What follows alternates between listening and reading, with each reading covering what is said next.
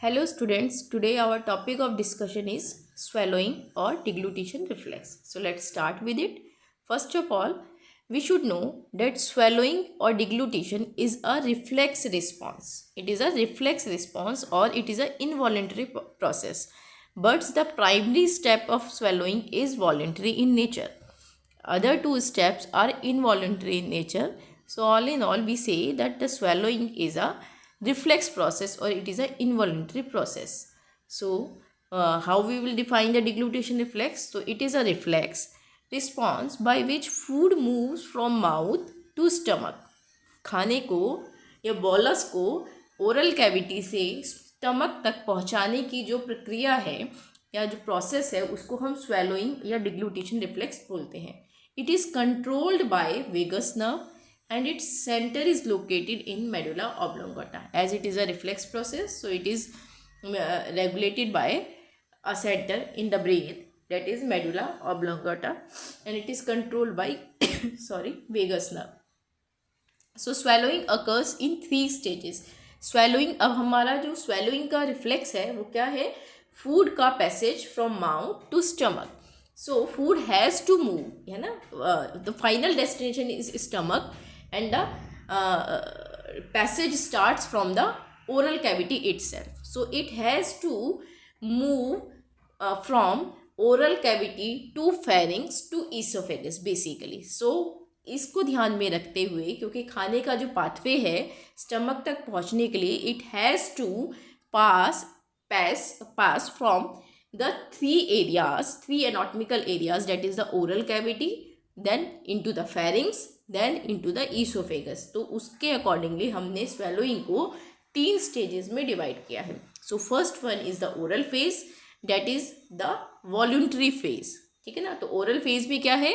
Bolus का oral cavity से pharynx में पास ऑन होना ओरल फेज कहलाता है. Then next is the pharyngeal phase, that is the passage of food from pharynx to esophagus, that is pharyngeal phase. It is involuntary or in reflex stage. Then next is the esophageal stage, that is the passage of bolus or food from the esophagus to stomach is known as esophageal phase, that is involuntary or reflex stage. So we will discuss here the stages one by one. So firstly is oral phase. तो oral phase में क्या है? टंग की movement से जो हमारा food है या जो बोलस है, it passes from oral cavity to pharynx. So it is a voluntary stage. voluntary क्यों है? Because here skeletal muscles are going to act. क्योंकि यहाँ पे skeletal muscles की मूवमेंट के कारण या कॉन्ट्रेक्शन के कारण फूड जो है वो पोस्टीरियरली फेरिंग्स में पास ऑन होगा, इसीलिए वॉलंटरी फेज है.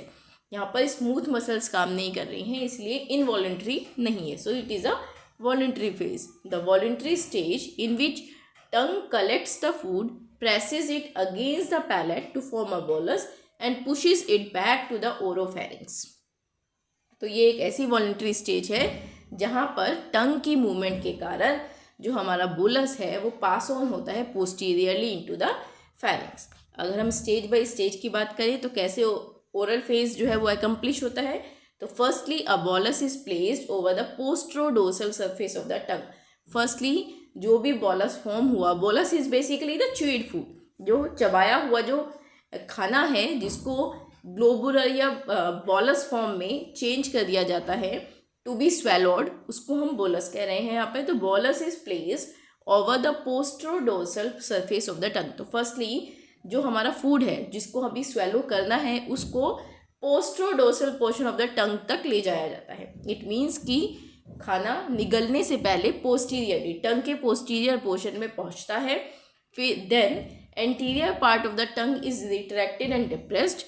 देन हम टंग को 2 पोर्शन में डिवाइड कर रहे हैं, जिसमें से एंटीरियर पोर्शन जो है वो रिट्रैक्टेड और डिप्रेस्ड हो जाता है and posterior part of the tongue is elevated and retracted against the hard palette. और जो पोस्टीरियर पोर्शन है टंग का वो अपने आप को कॉन्ट्रैक्ट करके by the contraction of mylohyoid muscle it presses it against the hard palate. ठीक है, तो टंग के जो ऊपर है जो सुपीरियर सरफेस है, यहाँ पे superior surface of the oral cavity है, that is the hard palette.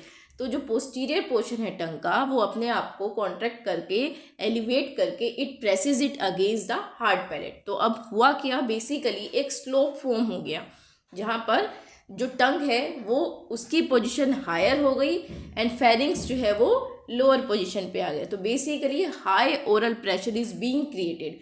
Now the bolus is pushed from higher oral pressure to the lower pressure. तो passively then it is being pushed back to the pharynx. So ये सारा जो process है ये कैसे हो रहा है, by the contraction of the mylohyoid muscle. Mylohyoid muscle forms the base और floor of the oral cavity. तो इसके कॉन्ट्रैक्शन की वजह से जो टंग है वो एलिवेट हो जाती है against the hard palette. So basically posterior part of the tongue is elevated and retracted against the hard palette. This pushes bolus backward into the pharynx, जिससे जो बोलस है वो पुश होता है इनटू द फेरिंग्स। क्यों push हुआ, क्योंकि टंग के एलिवेट होने से, पोस्टीरियर पोर्शन ऑफ द टंग के एलिवेट होने से एक स्लोप फॉर्म हो गया। उस स्लोप में टंग जो है वो हायर पोजीशन पे थी और फेरिंग्स जो है उसकी लोअर पोजीशन पे आ गया। इसीलिए हायर टू लोअर पोजीशन जो है फिजिकली जो बोलस है वो अपने आप ही एक तरह से लुढ़क जाता है into the pharynx. So forceful contraction of tongue against the palate produces a positive pressure in the posterior part and swallowing commences by voluntary contraction of the mylohyoid muscle which throws the bolus into the pharynx. So all in all I think now the oral phase is clear. So basically oral phase क्या है, voluntary phase है। कैसे हो रहा है कि firstly bolus को हम posterior portion of the tongue में प्लेस होता है, then anterior part of the tongue जो है वो डिप्रेस्ड हो जाती है। Posterior part of the tongue जो है by the contraction of mylohyoid muscle, mylohyoid muscle के कॉन्ट्रैक्शन की वजह से जो पोस्टीरियर पोर्शन है टंग का वो एलिवेट हो जाता है और एलिवेट होकर किसको टच करता है, हार्ड पैलेट को टच करता है। हार्ड पैलेट को टच करने के कारण जो bolus posterior portion of the टंग पे रखा था वो क्या होता है, बिकॉज कि टंग अब हायर पोजीशन पे हो गई है और फेरिंग्स उसके lower edge compare to the tongue, जो फेरिंग्स है उसकी पोजीशन लोअर हो जाती है। इसीलिए जो बोलस है वो पास कर जाता है फ्रॉम टंग टू फेरिंग्स। इसको हम बोलते हैं oral phase and it is a voluntary process. Now the next is the pharyngeal phase. So pharyngeal phase is involuntary because pharynx में जब फूड पहुंच रहा है तो then it is regulated by a reflex process.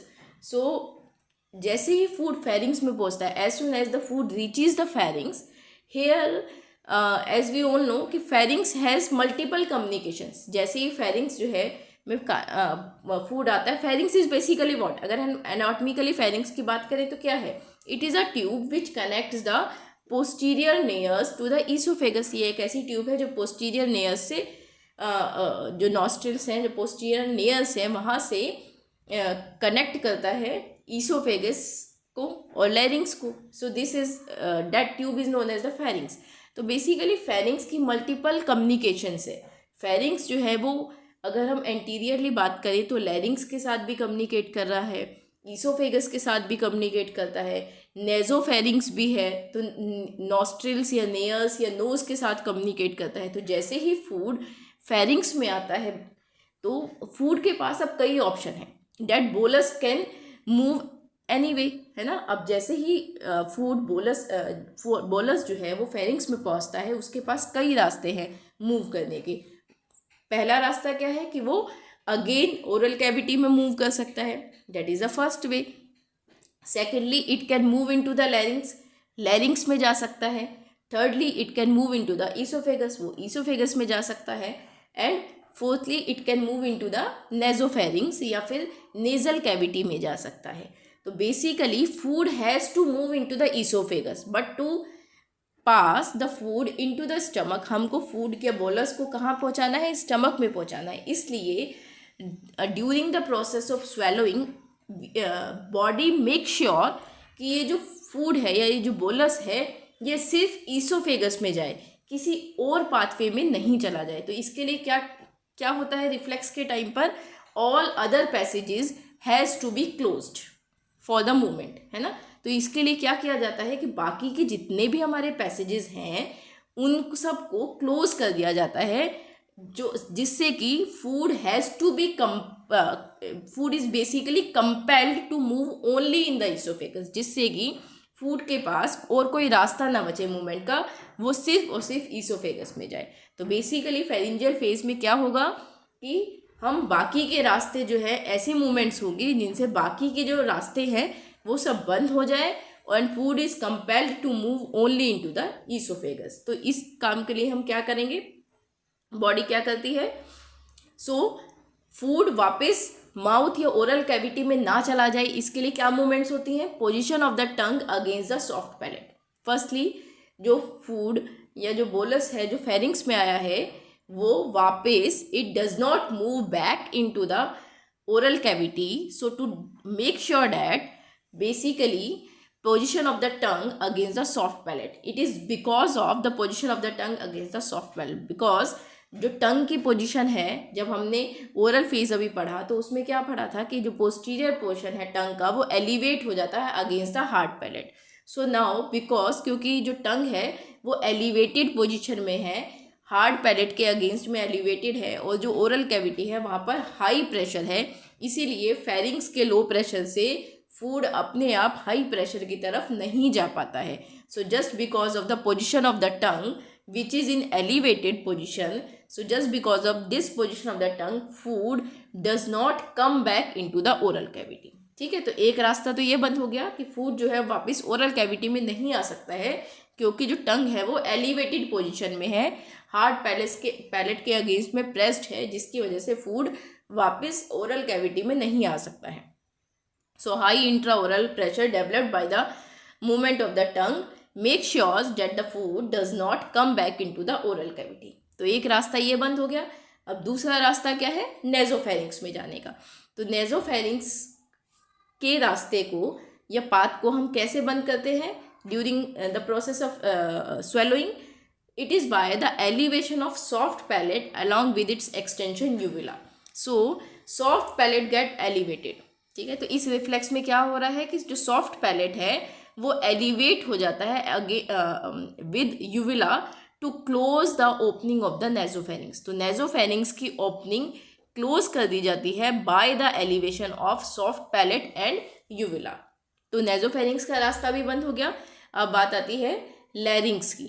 लैरिंग्स is anterior to the oesophagus. तो जो लैरिंग्स है वो ईसोफेगस के एंटीरियरली प्लेस्ड है, इसलिए अब जो फूड है वो ऊपर की तरफ नहीं जा पा रहा है, आगे की तरफ नहीं जा पा रहा है, और नीचे की तरफ दो ओपनिंग्स है फेरिंग्स में, एक है लैरिंग्स और एक है oesophagus. So now the body make sures कि जो फूड है वो सिर्फ और सिर्फ ईसोफेगस में जाए, लैरिंग्स में नहीं जाए। तो इसके लिए लैरिंग्स के रास्ते को भी बंद कर दिया जाता है। कैसे बंद करते हैं, by the approximation of vocal chords.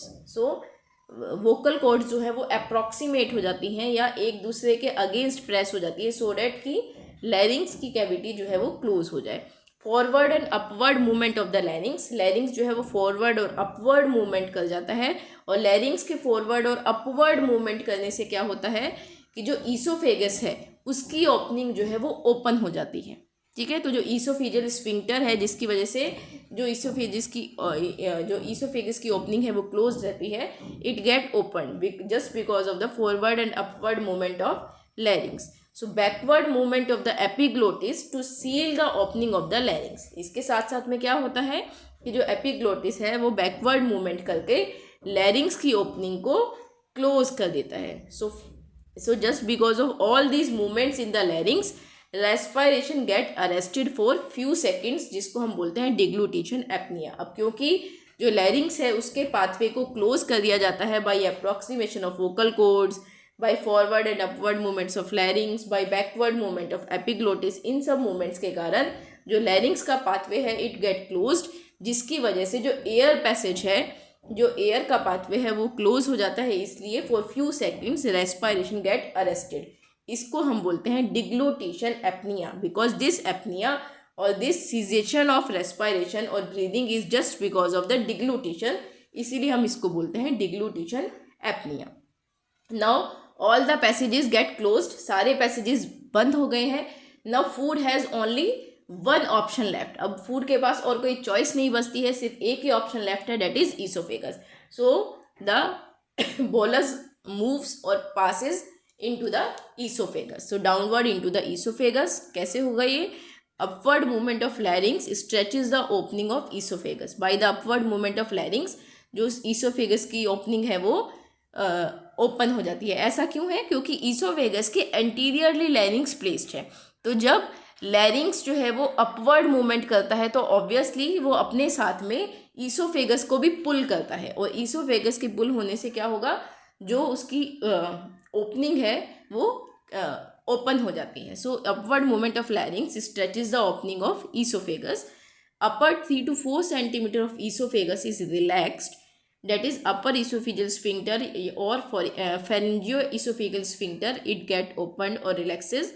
Same time peristaltic contraction start in the pharynx due to contraction of the pharyngeal muscles. तभी जो है pharyngeal जो muscles है उनमें contraction start हो जाती है, और उन contractions की वजह से जो bolus है वो pharynx से esophagus में enter कर जाता है. So elevation of larynx also lifts the glottis away from the food passage, and finally food or bolus get entered into the esophagus. This whole process takes 1 to 2 seconds, and this is purely involuntary in nature. So this is our pharyngeal phase. Now the next is जैसे ही food esophagus में पहुंच जाता है, then starts the esophageal phase. So this is esophageal phase is again the involuntary in nature. The presence of food in the esophagus stimulates the peristaltic movements in the esophagus. esophagus में peristaltic movement start हो जाती हैं जैसे ही food जो है, जो esophagus में अभी एंट्री किया है, वही food जो है वहाँ की स्मूथ मसल्स को stimulate करता है to initiate the peristaltic movement, and by the peristalsis movements the food get passed from the esophagus into the stomach. इसको हम बोलते हैं esophageal phase. So esophageal phase is involuntary in nature. Food from esophagus enters the stomach by the peristaltic movement. Now what is peristalsis? Peristalsis is a wave-like contraction which is followed by relaxation of muscle fibers. Peristalsis एक ऐसी contraction की wave है. Contraction की wave क्यों बोलते हैं? Because ये आगे आगे पास ऑन होती चली जाती है, और जैसे जैसे ये आगे प्रोसीड करती है जो पीछे की मसल्स हैं वो रिलैक्स करना शुरू कर देती हैं. ठीक है. So peristalsis is a wave like contraction which is followed by relaxation of muscle fibres of the GIT. और स्पेसिफिसिटी क्या है इस मूवमेंट की कि it travels in aboral direction. Aboral direction means away from the mouth. So it travel in the direction of mouth to anus. Mouth से anus की तरफ, away from the mouth ये ट्रेवल करती है. So whenever food reaches the oesophagus peristalsis starts.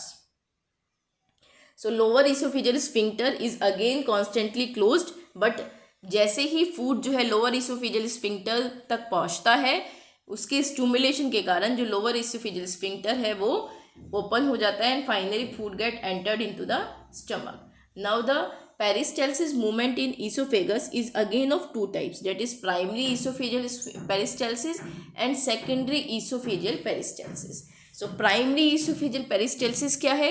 जो peristalsis food की presence के कारण फर्स्टली स्टिमुलेट होती हैं ईसोफेगस में, उनको हम प्राइमरी ईसोफेजियल पेरिस्टाल्सिस बोलते हैं. So it is initiated bye swallowing and begins when food passes into the stomach. जैसे ही फूड जो है पास होता है ईसोफेगस में, उस फूड की प्रेजेंस के कारण ईसोफेगस में जो पेरिस्टाल्सिस मूवमेंट स्टार्ट होती हैं उसको हम बोलते हैं प्राइमरी ईसोफेजियल पेरिस्टाल्सिस.